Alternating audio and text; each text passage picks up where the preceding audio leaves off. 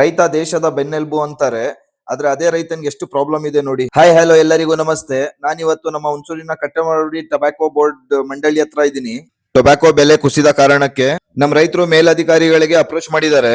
ಆದ್ರೆ ಅಧಿಕಾರಿಗಳು ಇವ್ರ ಕಷ್ಟಕ್ಕೆ ಸ್ಪಂದಿಸದೆ ಇವ್ರಿಗೆ ಅವೆಚ್ಚ ಶಬ್ದದಲ್ಲಿ ಬೈದಿದ್ದಾರೆ. ಸೊ ಹಾಗಾಗಿ ರೊಚ್ಚಿಗೆದ್ದ ರೈತರು ಎಲ್ಲ ಪ್ರತಿಭಟನೆ ಮಾಡ್ತಾ ಇದ್ದಾರೆ. ನೀವು ನೋಡಬಹುದು ರೋಡ್ ಮೇಲೆ, ಇದು ಕ್ಯಾರ್ನಗರ ಹೈವೇ. ರೈತರ ಸಂಕಷ್ಟ ಅವ್ರ ಬಾಯಿಂದಾನೆ ಕೇಳಿ ಅಂತ ಬನ್ನಿ. ಸರ್, ಈಗ ಮೊದಲೆಲ್ಲ 320 ರೂಪಾಯಿ ಫಸ್ಟ್ ಗ್ರೇಡ್ ಇತ್ತು. ಈಗ ಸ್ವಲ್ಪ ದಿನದಿಂದ, ಈಗ ನೆನ್ನೆ ಮೊನ್ನೆಯಿಂದ 300 ರೂಪಾಯಿಗೆ ಬಂತು. ಇವತ್ತು ಏಕಾಏಕಿ 270 ರೂಪಾಯಿಗೆ ಬಂತು. ಅದನ್ನ ಅಧಿಕಾರಿಗಳನ್ನ ನಾವು ಪ್ರಶ್ನೆ ಮಾಡ್ದು, ಸರ್ ಹಿಂಗೆ ಇದ್ ಮಾಡ್ತಾ ಇದ್ದಿಲ್ಲ, ರೈತರು ಒಂದು ಸಿಂಗಲ್ ಬೇರನ್ಗೆ 50,000 ರೂಪಾಯಿ ಹಿಡಿತಾ ಇದಾರೆ. ನಾವು ಗೊಬ್ಬರಕ್ಕೆ ಸಹ ನಮ್ಗೆ ದುಡ್ಡು ಸಾಲ್ತಾ ಇಲ್ಲ, ಇದು ನಮ್ಗೆ ಕೂಡಿಸ್ಕೊಡಿ ಅಂದಿದ್ಕೆ ನಾವು ಸಾಲ ಸೂಲ ಮಾಡಿದೀವಿ ಅಂದಿದ್ಕೆ ಅವ್ಯಸ್ಥ ಪದಗಳಿಂದ ಬಳಸ್ತರು. ಸೂಪರ್ಡೆಂಟ್ ಆ ಕಡೆ 3 ಇಯರ್ ಅಂದ್ಬಿಟ್ಟು ಅವರು ಇದ್ರ ಹೋಗಿ ಔಷಧಿ ಕೊಡಿರಿ ಅಂದ್ರು. ಅದರಿಂದ ಬೀದಿಗೆ ನಾವು ವೇಟ್ ಮಾಡ್ತಾ ಇದ್ದೀವಿ. ಸಾಲ ಮಾಡಿದೀರಾ, ಹೋಗಿ ಔಷಧಿ ಕುಡಿರಿ ನೀವು ಅಂತ ಹೇಳಿದ್ರು. ಆದ್ರಿಂದ ರೊಚ್ಚಿಗೆದ್ದು ನಾವು ಬೀದಿಗೆ ಬಂದಿದ್ದೀವಿ. ನಮ್ಗೆ MP ಅವ್ರು ಬರ್ಲೇಬೇಕು, ಈ ಕ್ಷೇತ್ರದ ಶಾಸಕರು ಸಹ ಬರಬೇಕು. ಅಲ್ಲಿ ಗಂಟ ನಮ್ ಹೋರಾಟ ನಿಲ್ಸಲ್ಲ. ITC ಏನ್ ಇಂಪಾರ್ಟೆಂಟ್, ITC ಅಂತ ನಿಜವಾಗ್ಲೂ ಒರಿಜಿನಲ್ ಆಗಿ ITC ಕಂಪನಿ ಬರ್ಬೇಕು ಸರ್. ರೈತರಿಗೆ ತುಂಬಾ ಅನ್ಯಾಯ ಆಗ್ತಾ ಇದೆ. ರೈತರನ್ನ ವಿಷ ಕುಡಿ ಅನ್ನೋ ಮಟ್ಟಕ್ಕೆ ಅಧಿಕಾರಿಗಳು ಅವರೇ ಅಂದ್ರೆ ಏನಕ್ಕೆ ಇವರು ITC ಕಂಪನಿ 500 ರೂಪಾಯಿ ಬೀಜ ಮಾರ್ಬೇಕು? ಬ್ಯಾನ್ ಮಾಡ್ಲಿ, ಹೊಗೆ ಸೊಪ್ಪು ಬೇಕಾದ್ರೆ ಬ್ಯಾನ್ ಮಾಡ್ಲಿ, ನಮ್ದು ಈಗ ಏನು ಕೊಡ್ಬೇಕು? 3 ಬಾರಿ ಕೊಡ್ತಾರೆ. 3 ಬಾರಿ ಬೆಳೆ ಕೊಟ್ಬಿಟ್ಟು ರೈತರನ್ನ ಇವತ್ತು ಆತ್ಮಹತ್ಯೆ ಮಾಡ್ಕೊಳಂಗ್ ಮಾಡಿದ್ದಾರೆ. ಮುಂದಿನ ದಿನಗಳಲ್ಲಿ ಇದೇ ಭಾಗದಲ್ಲಿ ಆತ್ಮಹತ್ಯೆ ಮಾಡ್ಕೊಳ್ಳೋಂತ ಹೆಚ್ಚಿನ ಸಂಖ್ಯೆಯಲ್ಲಿ ರೈತರು ಆತ್ಮಹತ್ಯೆ ಮಾಡ್ಕೋಬೇಕಾಯ್ತು. ಅವರೇ ಹೇಳ್ತಾರೆ ಔಷಧಿ ಕುಡಿಯೋದು ಅಂತ ಹೇಳ್ತಾ ಇದ್ದಾರೆ. ರೈತರು ಔಷಧಿ ಕುಡಿಯೋದು ಅಂತ ಹೇಳ್ತಾ ಇದ್ದಾರೆ. ದಯವಿಟ್ಟು ಮಾಧ್ಯಮ ಸ್ನೇಹಿತರಲ್ಲಿ ಕೈ ಮುಗಿದು ಜೋಡಿಸಿ ಕೇಳ್ತಾ ಇದ್ದೀವಿ, ದಯವಿಟ್ಟು ನಮ್ಮ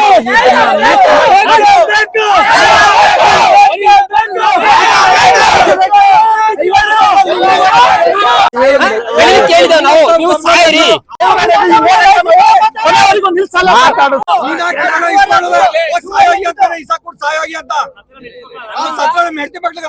ಬೋಳಿ ಮಗ ಇಸ್ಕೊಂಡು ಹೋಗಿ 2,000 ಸಂಚಾಯಿಸ್ಕೊತಾನೆ, ಒಳ್ಳೆ ವೇಟ್ ಕೊಡಿಸ್ತೀನಿ ಅಂದ್ಬಿಟ್ಟು ಲೋಪ ಮಗ.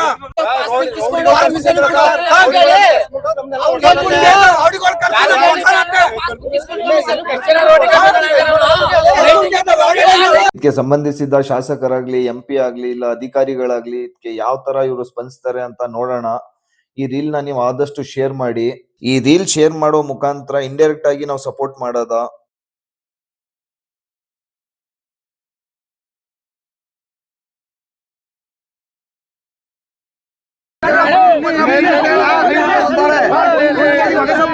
ರೈತರಿಗೆ ನ್ಯಾಯಯುತವಾದ ಬೆಲೆ ಸಿಗ್ತಾನೆ ಎಲ್ಲರೂ ಪ್ರತಿಭಟನೆಗೆ ಇಳಿದಿದ್ದೀವಿ. ಇವತ್ತೇನಪ್ಪಾ ಅಂದ್ರೆ ನಮ್ಮ ಕರ್ನಾಟಕ ರಾಜ್ಯದಲ್ಲಿ ನಾವು ನಮ್ಗೆ ಕೊಟ್ಟಿರೋ ಮಿಲಿಯನ್ಗಿಂತ ಕಮ್ಮಿ ಹೊಗೆ ಸೊಪ್ಪನ್ನ ಬೆಳೆದಿದ್ದೀವಿ. ಆದ್ರೂ ಸಹ ನಮ್ಗೆ ಈ ತಂಬಾಕು ಮಂಡಳಿ ರೈತರಿಗೆ ಕಿರುಕುಳ ಕೊಟ್ಟು ಮತ್ತೆ ಬೆಲೆನ ಕಮ್ಮಿ ಕೊಡಿಸ್ತಾ ಇದೆ. ಅದಕ್ಕೆ ಯಾವುದೇ ಕ್ರಮನೂ ತಂಬಾಕು ಮಂಡಳಿ ತಗೋತಾ ಇಲ್ಲ. ಅದೇ ಆಂಧ್ರದಲ್ಲಿ ಕೊಟ್ಟಂತ 147 ಮಿಲಿಯನ್ ಕೊಟ್ಟಂತ 147 ಮಿಲಿಗಿಂತವ 70 ಮಿಲಿಯನ್ ಹೊಗೆ ಸೊಪ್ಪನ್ನ ಹೆಚ್ಚಾಗಿ ಬೆಳೆದ್ರು. ಅಲ್ಲಿ ಉತ್ತಮ ಬೆಲೆ ಕೊಟ್ಟು 450 ರೂಪಾಯಿ ಬೆಲೆ ಕೊಟ್ಟು ಅಲ್ಲಿ ಖರೀದಿ ಮಾಡೋರೆ. ಆದ್ರೆ ನಮ್ಮ ರಾಜ್ಯಕ್ಕೆ ಅನ್ಯಾಯ ಮಾಡ್ತಾರೆ. ಈ ತಾರತಮ್ಯನ ತಂಬಾಕು ಮಂಡಳಿ ನಿಲ್ಲಿಸ್ಬೇಕು. ಆ ತಾರತಮ್ಯಕ್ಕೆ ಏನಿಲ್ಲಿ ರಾಜಕೀಯ ವ್ಯಕ್ತಿಗಳವ್ರೆ, MP ಆಗ್ಲಿ ಇಲ್ಲಿವರೆಗೂ ಯಾರು ಒಂದು ಧ್ವನಿನ ಎತ್ತಿಲ್ಲ. ಇಡೀ ರೈತ ಸಂಘ ಇಲ್ಲಿವರೆಗೆ 10 ಕಾರ್ಯಕ್ರಮನ ಮಾಡಿ ಪ್ರತಿ MP ಆಗ್ಲಿ MLAಗಳಿಗಾಗಿ ನಮ್ಮ ಪರ ನಿಂತ್ಕೊಳ್ಳಿ ಅಂತ ಕೇಳ್ತಾ ಇದೀವಿ. ಇಲ್ಲಿವರೆಗೂ ಯಾವ MP ನೂ ನಿಂತಿಲ್ಲ, ಯಾವ MLA ನೂ ನಿಂತಿಲ್ಲ. ಯಾಕೆಂದ್ರೆ ರೈತರು ಓಟ್ ತಗೊಂಡು ಗೆದ್ದಿಲ್ವಾ ಅವರು? ನಾವು ಓಟು ಹೊಗೆ ಸೊಪ್ಪು ಬೆಳೆಗಾರ ಓಟ್ ಹಾಕಿಲ್ವಾ MP MLAಗಳಿಗೆ? ಯಾಕೆ ನಮ್ಮ ಪರ ಧ್ವನಿ ಎತ್ತಾ ಇಲ್ಲ ಅವರು? ಯಾಕೋಸ್ಕರ ರೈತರಿಗೆ ಅನ್ಯಾಯ ಆಯ್ತಾ ಇದ್ರು ಮಾತಾಡ್ತಾ ಇಲ್ಲ. ಈಗ ಆಂಧ್ರದಲ್ಲಿ 450 ರೂಪಾಯಿ ಕೊಟ್ಟಂತ ಹೊಗೆ ಸೊಪ್ಪುಗಿಂತ ಉತ್ತಮ ಹೊಗೆ ಸೊಪ್ಪನ್ನ ನಾವಿಲ್ಲಿ ಬೆಳೆದಿದ್ದೀವಿ.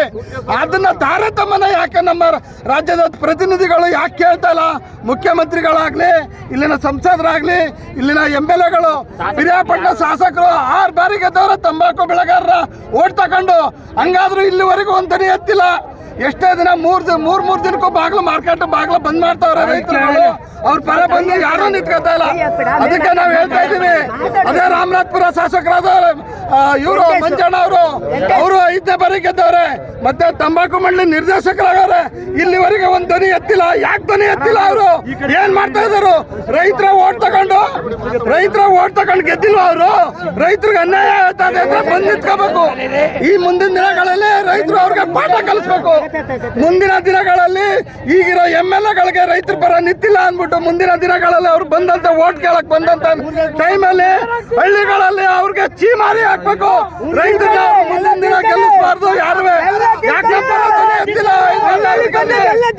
ಒಬ್ರು ಹಳ್ಳಿಗಳನ್ನ ನೀವು MLA MP ಕೇಳ್ಬೇಡಿ. ಯಾಕೆ ನಿಮ್ ಪರ ನಿಂತಿದ್ದಾರೆ ಇವತ್ತು? ಯಾರು ನಿಮ್ ಪರ ನಿಮ್ ಕಷ್ಟ ಬಂದೈತೆ ಇವತ್ತು ಯಾರು ನಿಂತಿದ್ದಾರೆ? ಅದರಿಂದ ಹೇಳ್ತಾ ಮುಂದಿನ ನಿರ್ಧಾರ ಏನೀಗ ಡೈರೆಕ್ಟ್ರು ಮತ್ತು ED ಬಂದು ನಮಗೆ ಉತ್ತಮವಾದ ಬೆಲೆ ತಗೊಡ್ಸಿ ಮಾರ್ಕೆಟ್ ನ ನಡೆಸಬೇಕು. ರೈತ ದುಡ್ಡ ಇವ್ರು ತಿಂತಿರೋದು ಆಫೀಸಲ್ಲಿ ಅಂತ ಅನ್ಕೊಡು. ನಮ್ಗೆ ಎಲ್ಲಿ ಸಿಗ್ತದೆ ಅದು ಹೇಳಿ? ನಮ್ಗೆ ಸಿಗ್ತದೆ ಅದು? ನಮ್ನೇ ಹೋಗಿ ಜಾಗ ತರಿದೆ. ಯಾವ ಶಾಟಿ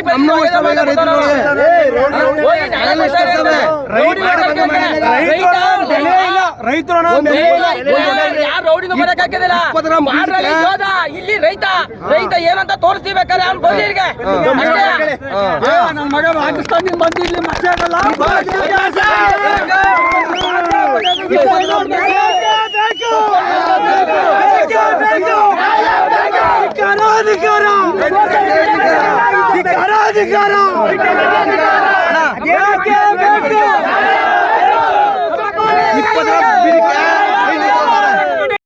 MLA MP ಫೋನ್ ಆಯ್ತು, ಯಾರು ಬಂದಿಲ್ಲ ಸರ್? ನಿಮ್ಗೆ ಓಟ್ ಬೇಕು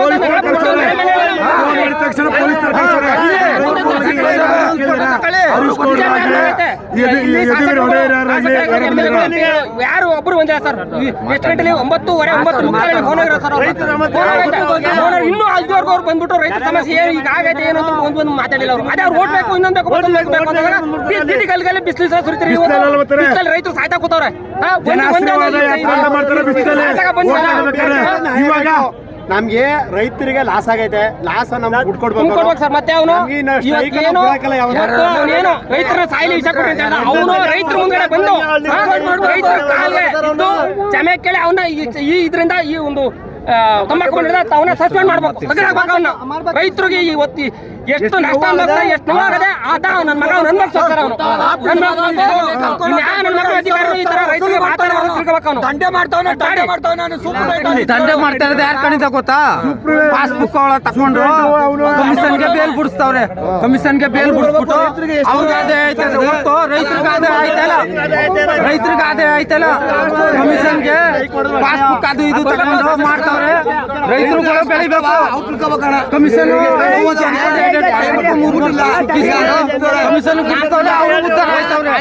ಇನ್ನು ರೈತರುಗಳು ಹಾಳೈತವ್ರೆ.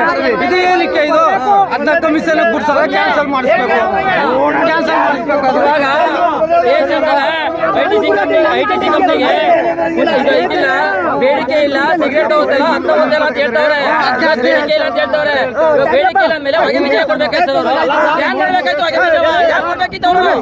ಈಗ ರೈತ 20 ಗ್ರಾಮ್ಗೆ 500 ರೂಪಾಯಿ ತಗೋತಾರೆ. 50 ರೂಪಾಯಿ ಮಾಡಿದ್ದು 500 ರೂಪಾಯಿ ತಗೋತಾರೆ. ರೈತಿಗೆ ಸಿಗ್ತಿರೋದೆಷ್ಟು? 205 ರೂಪಾಯಿ ಖರ್ಚಾಯ್ತದೆ ಒಬ್ಬ ರೈತಿಗೆ. ಸಿಗ್ತಿರೋದೆಷ್ಟು? 205 ರೂಪಾಯಿ.